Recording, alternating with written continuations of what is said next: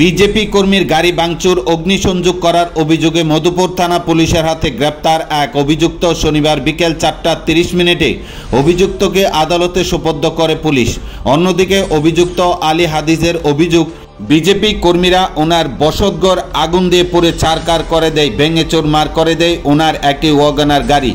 জানা যায় শুক্রবার দুপুরে অরবিন্দনগর এলাকায় বিজেপি কর্মীর গাড়ি ভাঙচুর ও আগুন লাগিয়ে দেওয়ার অভিযোগে মধুপুর থানায় একাধিক ব্যক্তির বিরুদ্ধে অভিযোগ দায়ের করা হয় বিশালগড় বিজেপি মণ্ডলের উদ্যোগে। অভিযোগ হাতে পেয়ে শুক্রবার সন্ধ্যা রাতে গনিয়ামারা এলাকা থেকে কংগ্রেস কর্মী টিটু আহমেদের পিতা আলী হাদিসকে গ্রেপ্তার করে শনিবার বিকেলে বিশালগড় মহকুমা আদালতে সোপর্দ করে। অন্যদিকে কংগ্রেস কর্মী টিটু আহমেদের পিতা আলী হাদিসের অভিযোগ, বিজেপি কর্মীরা ওনার বাড়িঘর আগুনে পুড়ে ছারখার করে দেয়, ভেঙে চুরমার করে দেয় বাড়িতে থাকা একটি ওয়াগনার গাড়ি।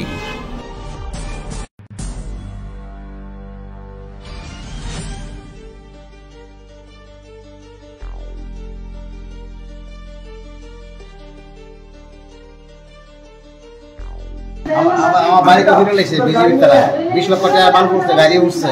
আমার থানার আছে ইয়ার লাগে বড় বড় কথা কয়, এসপি কথা কয়, আমার কালা 7টা সবাই না আটকে রাখছে।